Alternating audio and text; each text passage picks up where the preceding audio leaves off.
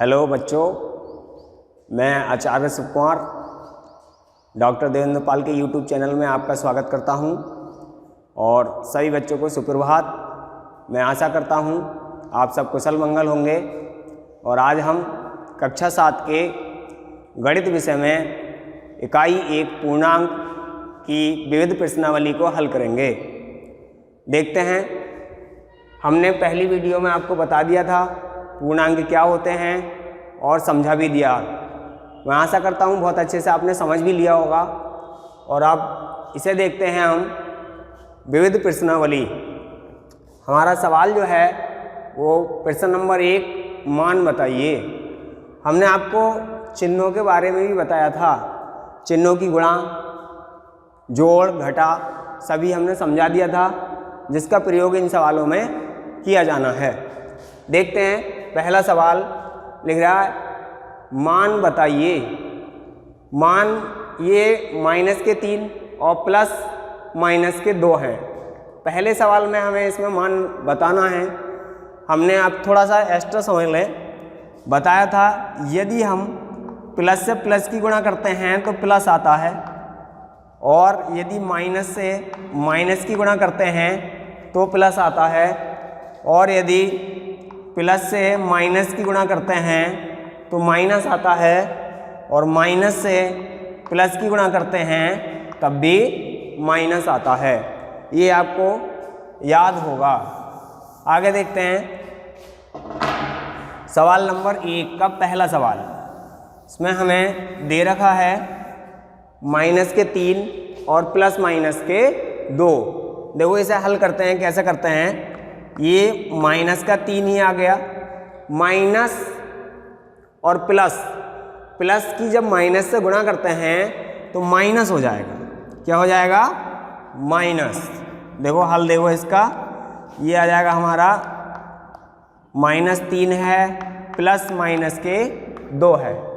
हमें क्या करना है, ये -3 ही आ गया, प्लस से जब माइनस की गुणा करेंगे हम तो माइनस हो जाएगा। ठीक है बच्चों, यदि हम प्लस से माइनस की गुणा करते हैं तो माइनस हो जाता है।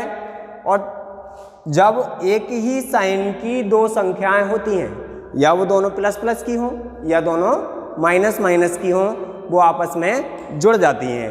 तो देखते हैं, ये है -3 और ये -2, तो ये भी माइनस, ये भी माइनस, दोनों सेम साइन हैं, तो ये आपस में क्या होंगे?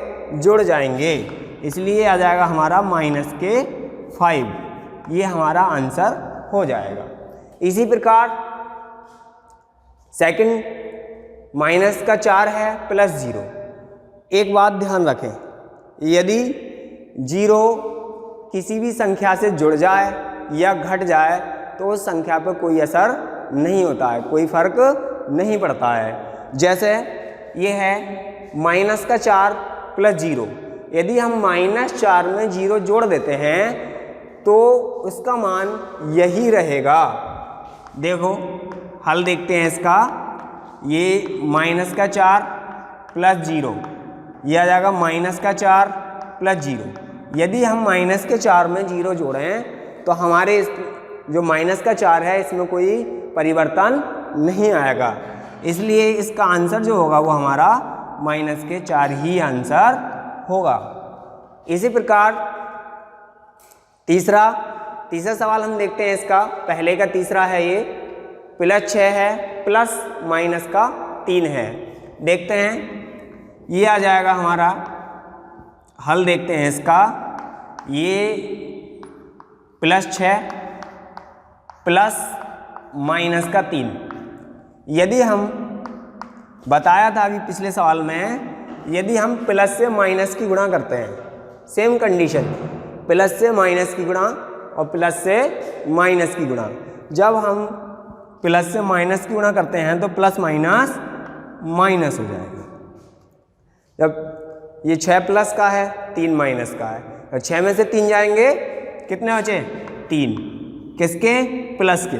जिस साइन के ज़्यादा होते हैं उसी साइन की संख्या बचती है।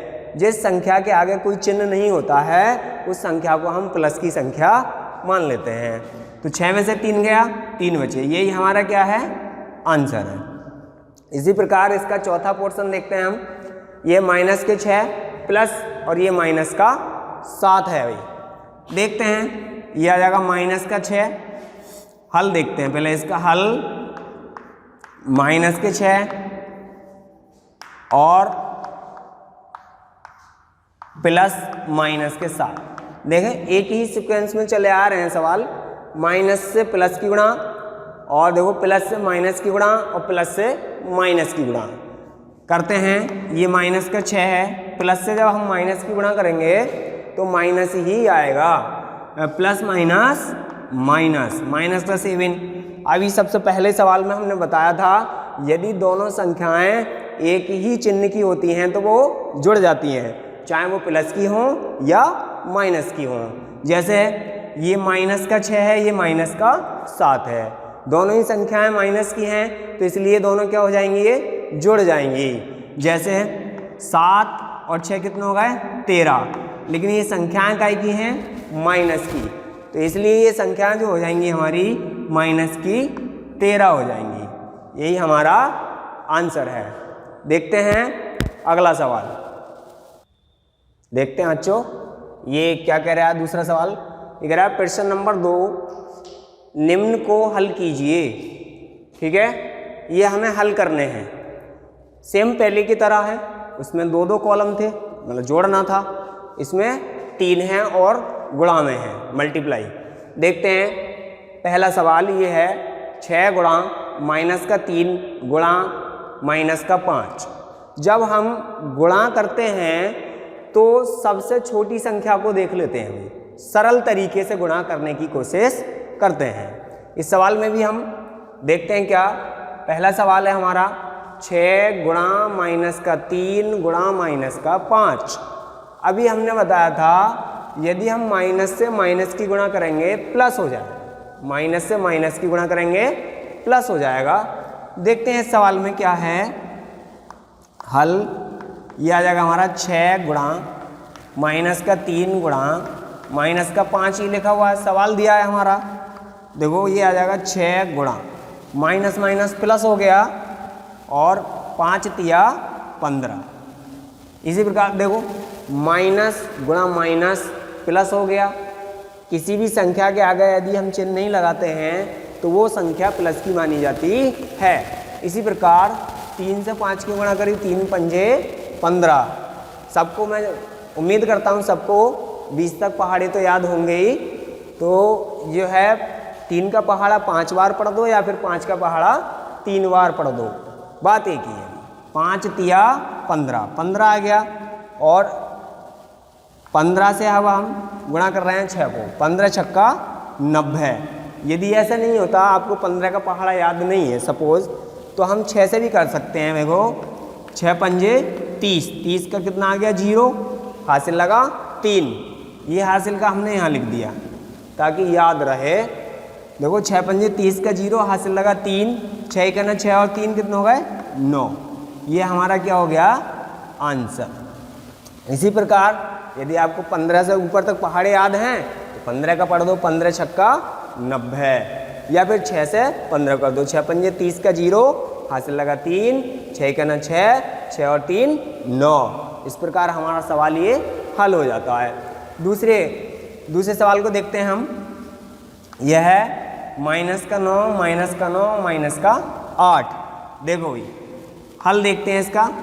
हल में है हमारे क्या हल, अभी बताया था हमने माइनस से माइनस की गुणा करते हैं तो माइनस आता है और माइनस से प्लस की गुणा करते हैं तो माइनस आता। देखो माइनस से माइनस की गुणा करी प्लस हो गया, कितना हुआ हमारा plus, minus minus plus, plus लिख दें याद रहेगा आपको, या फिर ना भी लिखें तो भी कोई परेशानी नहीं है। माइनस माइनस प्लस और 9 नेम 81, ये 81 आ गया, ये माइनस के 8 आ गया। अब देखते हैं पहले 2 माइनस इनकी गुणा करी प्लस हो गया, अगला प्लस और ये माइनस, तो क्या हो जाएगा हमारा माइनस।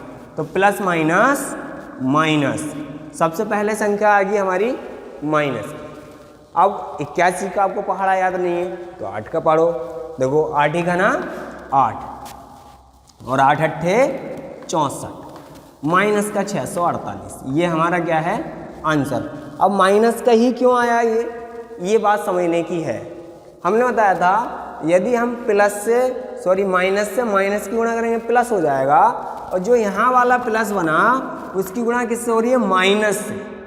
इस वाले प्लस, ये माइनस माइनस प्लस हो गया, अब इस प्लस की गुणा इस माइनस से करेंगे तो माइनस प्लस माइनस माइनस आ जाएगा, इसलिए हमारा आंसर माइनस में हो गया। अब इसे देखते हैं भाई तीसरा सवाल। तीसरे सवाल में हमारा क्या है, ये माइनस यानी 2 माइनस है, और माइनस से माइनस की गुणा करेंगे तो प्लस हो जाएगा, ये हम जानते हैं। ये आ जाएगा, हल करते हैं हम इसका हल। माइनस का 3 गुणा 32 गुणा माइनस के 3 करते हैं जरा। माइनस माइनस प्लस, हमने बताया था छोटी से छोटी संख्या को देखते हैं पहले, उसकी गुणा करते हैं। जहाँ से हमें गुणा हल्की पड़ जाए, जहाँ से हमें गुणा करने में आसानी हो, वहाँ से हम गुणा करना स्टार्ट करते हैं। देखो माइनस माइनस क्या हो गया प्लस, और 3 तिया 9 आ गया। जब ये प्लस का हो गया भाई, और जिसके संख्या के आगे प्लस लगा होता है उसे हम ना भी लिखते हैं और लिख भी देते हैं, इसमें कोई परेशानी वाली बात नहीं है। और ये बचा हमारा 32। अब 32 का पहाड़ा तुम्हें याद नहीं है, इसलिए 9 का पहाड़ा पढ़े। देखो कैसे पढ़ते हैं, 9 दूनी 18, 18 के 8, हासिल लगा 1। याद के लिए लिख लेते हैं, हासिल लगा 1। 9 तिया 27 और 1 28, 9 तिया 27, 1 हासिल का क्या हो गया 28, 288 हमारा आंसर है। इस प्रकार हम इन सवालों को हल कर सकते हैं। देखो ये बात हमेशा याद रखने वाली है, यदि हम माइनस से माइनस की गुणा करेंगे तो हमेशा प्लस ही आएगा। देखते हैं बच्चों चौथा सवाल। देखो प्रश्न नंबर 4 कह रहा है सत्यापित कीजिए। सत्यापित का मतलब क्या है, पहले आप ये समझिए। सत्यापित का मतलब होता है, ये जो दे रखा है 17 गुणा 8 प्लस माइनस का 2 बराबर 17 गुणा 8 प्लस 17 गुणा माइनस का 2। यदि ये वाली साइड और ये वाली साइड दोनों हल करके बराबर आ जाएं तो ये सत्यापित होता है। यदि बराबर नहीं आती हैं तो सत्यापित नहीं होता है। इसे LHS कहते हैं और ये RHS। पहले आप समझें LHS और RHS होती क्या है भाई। LHS और RHS। LHS का मतलब हो गया लेफ्ट हैंड साइड, RHS का मतलब हो गया राइट हैंड साइड। लेफ्ट का मतलब बायां पक्ष और राइट का मतलब हो गया दायां पक्ष, यानी सीधे हाथ की तरफ और बाएं हाथ की तरफ। ये हमारा मतलब है LHS और RHS का। देखते हैं सवाल, हल करते हैं इसे। इसमें क्या है हमारा सवाल है, हमारा 17 गुणा 8 प्लस माइनस के 2 बराबर, ये है हमारा 17 गुणा 8 प्लस 17 गुणा माइनस के 2। ये हमें सत्यापित करना है क्या दोनों साइडें हल करने के बाद बराबर आती हैं। देखते हैं। तो हमने एक बोर्ड मास नियम पढ़ा है, इसमें पहले हम ब्रैकेट देखते हैं। क्या देखते हैं, ब्रैकेट। ये आ जाएगा हमारा 17 गुणा, ये हमारा 8 अभी पढ़ा था हमने, प्लस माइनस माइनस हो जाता है। ये बात ध्यान रखने वाली बात है, यदि हम प्लस से माइनस की गुणा करते हैं माइनस हो जाएगा, बराबर। ये आ जाएगा हमारा 17 अट्ठे। अब 17 का पहाड़ा याद नहीं है आपके, तो अभी 20 तक पहाड़े याद नहीं है, लेकिन याद करने की कोशिश करना, आपको गुणा भाग में जो है आसानी हो जाएगी। देखो इसलिए 8 का पहाड़ा हम पढ़ते हैं। देखो 8 सत्ते 56, 56 का 6 हासिल लगा 5, 8 का ना 8 और 8 5 13, यानी 136। या फिर कह सकते हैं 17 अट्ठे 136 प्लस ये आ गया। ये आगे देखते हैं, ये है 17 और ये माइनस के 2 हैं, 17 माइनस के 2 हैं। देखते हैं क्या होता है भाई। सॉरी ये गुणा का निशान है तो माइनस नहीं होगा, ये गुणा का निशान है तो गुणा होगी, ये होगी 17 दूनी 34, माइनस का 34 आ गया, प्लस नहीं है। गुणा में तो ये मतलब प्लस है, ये माइनस है तो माइनस का ही होगा, 17 दूनी 34। आगे देखते हैं, ये आ जाएगा 17 गुणा 8 में से 2 गए तो कितने बचे, 6 बचे, बराबर ये हमारा आ जाएगा 136, ये प्लस और ये माइनस, तो माइनस प्लस माइनस के 34। 17 से पहाड़ा पढ़ो 6 बार, 17 का 6 बार जब हम पहाड़ा पढ़ेंगे या 6 का पहाड़ा 17 बार, देखो 6 सत्ते 42, 42 का कितना आया हमारा 2, 2 आ गया, हासिल लगा 4 और 6 का ना 6 4 10, 10 ये आ गया बराबर।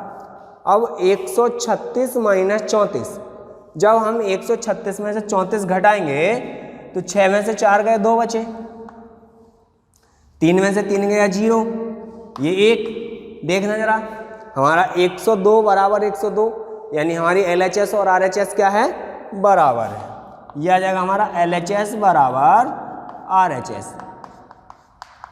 इस प्रकार ये हमारा सवाल सत्यापित होता है। यदि ये दोनों साइडें हमारी LHS और RHS बराबर हो जाती हैं तो ये सवाल हमारा सत्यापित हो जाता है। देखते हैं बच्चों प्रश्न नंबर 4 का दूसरा खंड देखते हैं, ये हमें सत्यापित करना है। देखते हैं कैसे। ये माइनस का 23 हमने बताया था, सबसे पहले हम ब्रैकेट हल करेंगे, ये आ जाएगा हमारा माइनस का 6 ये है, प्लस माइनस माइनस के 3 आ जाएगा बराबर, ये हमारा 23 ये है, गुणा में है, लेकिन इसमें है गुणा में, तो ये यदि हम गुणा करते हैं तो माइनस माइनस क्या हो जाएगा हमारा, प्लस हो जाएगा, माइनस माइनस प्लस हो गया, और ये आ जाएगा 6 से 3 गुणा करो, 6 तिया 18 का 8 हासिल लगा 1, और 6 दूनी 12 और 1 13, यानी हमारा 138 आ गया। काय का आया, प्लस का। क्यों आया प्लस का, क्योंकि डबल माइनस की गुणा हो रही है, माइनस माइनस प्लस हो जाएगा, प्लस हमारा ये आया। और इसमें देखते हैं हम, ये हमारा आ जाएगा माइनस माइनस प्लस हो गया, ये 3 तिया 9 आ गया और 3 दूनी 6 आ गया, ठीक है। इसी प्रकार से देखते हैं, ये माइनस का हमारा 23 आ गया और प्लस ये हमारा माइनस और ये भी माइनस, दोनों साइन माइनस के हैं, तो ये हमारा आ जाएगा माइनस के 9 इजिकल टू, इन्हें जोड़ते हैं हम, क्या होता है जब इसे हम जोड़ के देखते हैं तो इसमें सवाल में ये गुणा है, गुणा करेंगे हम इसे, गुणा, यहाँ जो है हमारा गुणा है, तो देखते हैं इसे, माइनस माइनस क्या हो गया, प्लस, और ये 9 की गुणा 23 से करो, 9 तिया 27 का 7 हासिल लगा 2, और 9 दूनी 18 और 2, 9 तिया 27 का 7 हासिल लगा 2, और 9 दूनी 18 और 2 कितने हो गए, 20, काय के हो गए, ये प्लस के, क्योंकि माइनस माइनस प्लस हो गया, ठीक है, माइनस माइनस प्लस हो गया। अब ये देखते हैं हम, इन्हें जोड़ो, कितने होते हैं, 8 और 9, 17 का 7 हासिल लगा 1, 6 और 3 9, 9 और 1 10 का 0 हासिल लगा 1 हासिल का और 1 ये 207, तो ये भी 207 हमारा आ रहा है, यानी LHS बराबर RHS, LHS बराबर RHS। इस प्रकार ये हमारा सवाल सत्यापित हो जाता है। देखते हैं बच्चों 7वां सवाल, ये थोड़ा सवाल बड़ा है देखने में, लेकिन है कुछ नहीं इसमें। ये कह रहा है, राम अपने बैंक खाते में 4000 रुपये जमा करता है, अगले दिन इसमें से 1525 रुपये निकाल लेता है। यदि खाते से निकाली गई राशि को ऋणात्मक संख्या से व्यक्त किया जाए तो खाते में जमा की गई राशि को आप कैसे निरूपित करेंगे तथा निकासी के पश्चात खाते में शेष राशि ज्ञात कीजिए। देखो पहले समझने वाली बात है, राम अपने बैंक खाते में 4000 रुपये जमा करता है। जमा का मतलब हो गया प्लस कर रहा है, और उसने कहा है जो निकाली हुई राशि है उसे हम ऋणात्मक मान लेते हैं। ऋणात्मक मान लेते हैं क्योंकि जो जमा राशि है उसमें से क्या हो रही है, कम हो रही है। जब हम कम होती है तो वहाँ ऋणात्मक होता है। पहले आप समझिए ऋणात्मक क्या होता है और धनात्मक क्या होता है। जो प्लस की राशि होती है उसे हम धनात्मक कहते हैं, और जो माइनस की राशि होती है उसे हम ऋणात्मक कहते हैं। तो प्लस यानी 4000 रुपये और माइनस 1525 रुपये। कह निकाली हुई राशि कितनी होगी, तो देखो जमा राशि जो है हमारी, हल देखेंगे हम इसका। जमा राशि जो है हमारी वो है 4000 रुपये। 4000 रुपये है तो इसे हम प्लस की मानते हैं, 4000 रुपये। और उसने कहा है निकाली हुई राशि को हम ऋणात्मक संख्या मानते हैं, तो निकाली हुई राशि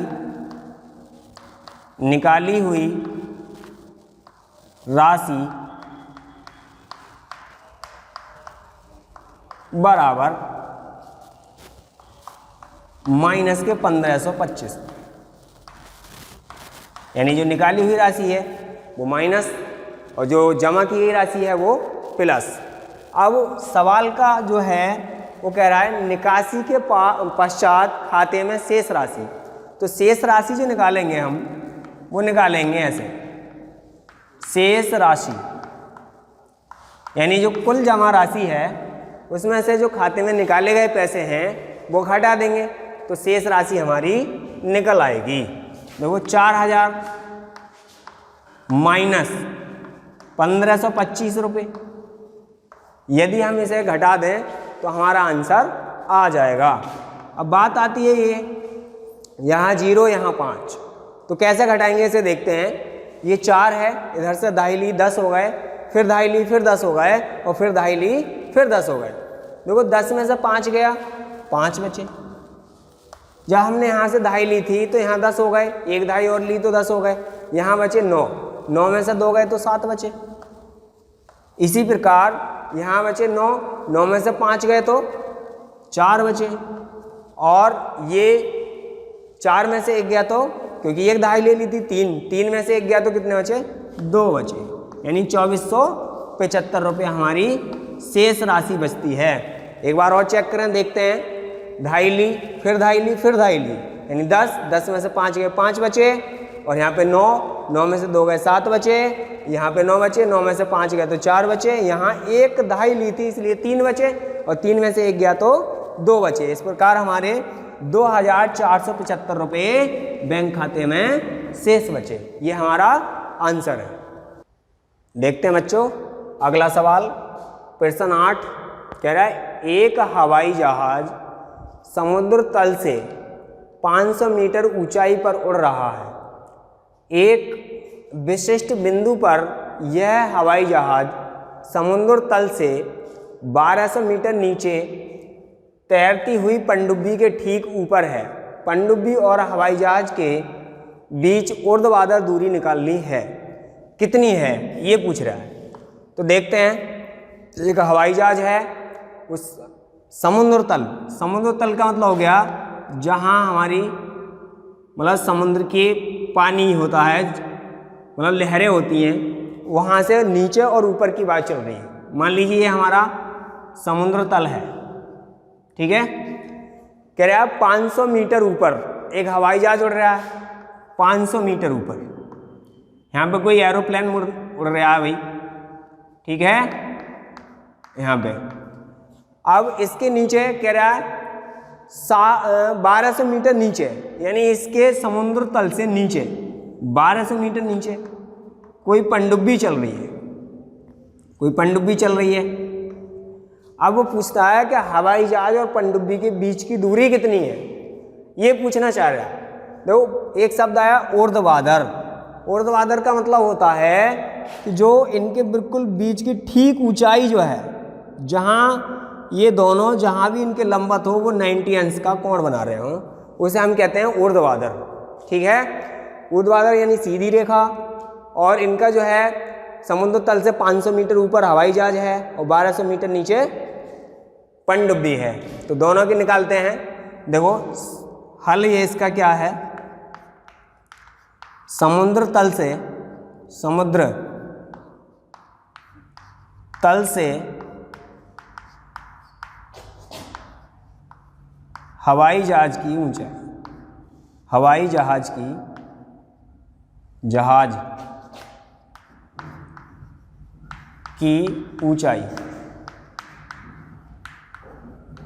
ऊंचाई बराबर जो है हमारी वो है 500 मीटर, यानी 500 मीटर ऊंचा हवाई जहाज उड़ रहा है।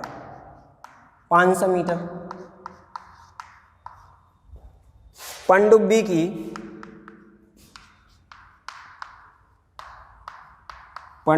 की समुद्र तल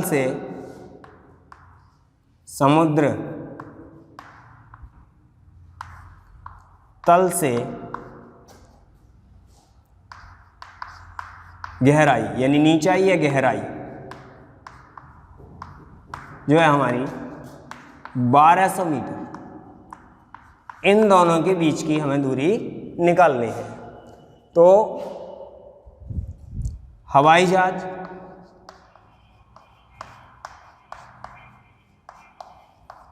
तथा पनडुब्बी के बीच की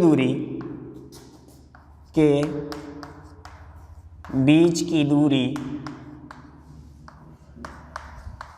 बराबर, इन्हें हम जोड़ दें, आंसर हमारा आ जाएगा। ये 0 0 0, ये आ जाएगा 0, ये 5 और 2 7 और एक ही आ गया 1700 मीटर। यानी जो पनडुब्बी और हवाई जहाज है उनके बीच की दूरी कितनी है, 1700 मीटर। और जो सवाल बचे हैं इस एक्सरसाइज के वो आपको PDF में मिलेंगे, और अगर कोई परेशानी हो तो मुझे बताएं। आज के लिए इतना ही, फिर मिलते हैं अगली वीडियो में। धन्यवाद।